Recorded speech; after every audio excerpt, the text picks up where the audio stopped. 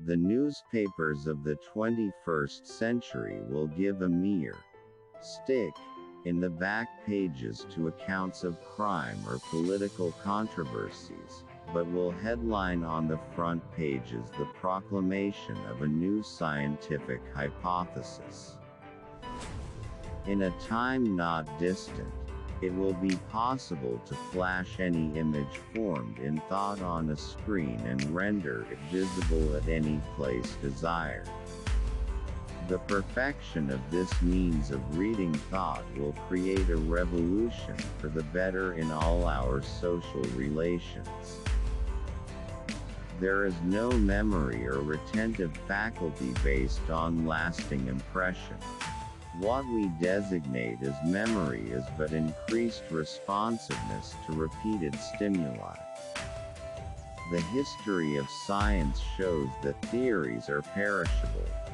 With every new truth that is revealed, we get a better understanding of nature, and our conceptions and views are modified.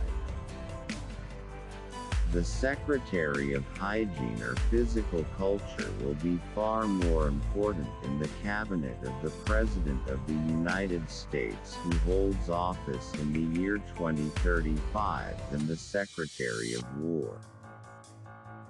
The earth is bountiful, and where her bounty fails, nitrogen drawn from the air will refertilize her womb.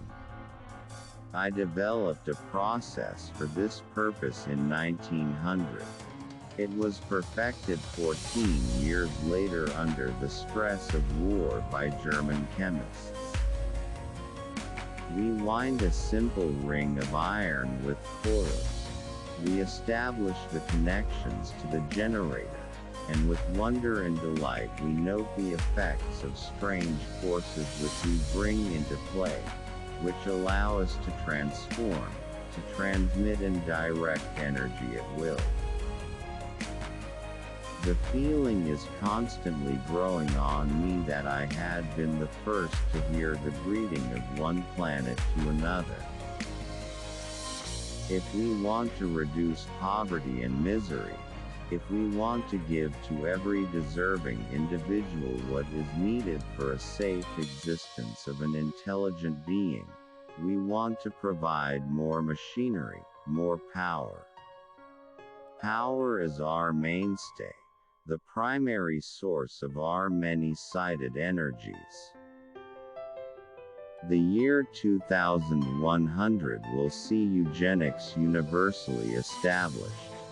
In past ages, the law governing the survival of the fittest roughly weeded out the less desirable strains. Then man's new sense of pity began to interfere with the ruthless workings of nature. As a result, we continue to keep alive and to breed the unfit. The human being is a self-propelled automaton entirely under the control of external influences. Willful and predetermined though they appear, his actions are governed not from within, but from without. He is like a float tossed about by the waves of a turbulent sea. The scientists of today think deeply instead of clearly. One must be sane to think clearly, but one can think deeply and be quite insane. As in nature, all is ebb and tide, all is wave motion, so it seems that in all branches of industry, alternating currents, electric wave motion, will have the sway. The spread of civilization may be likened to a fire.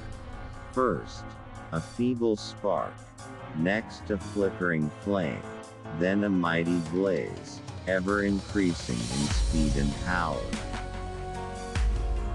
If your hate could be turned into electricity, it would light up the whole world. I do not think there is any thrill that can go through the human heart like that felt by the inventor as he sees some creation of the brain unfolding to success.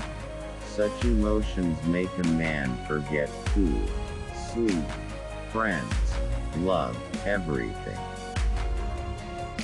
Our virtues and our failings are inseparable, like force and matter. When they separate, man is no more.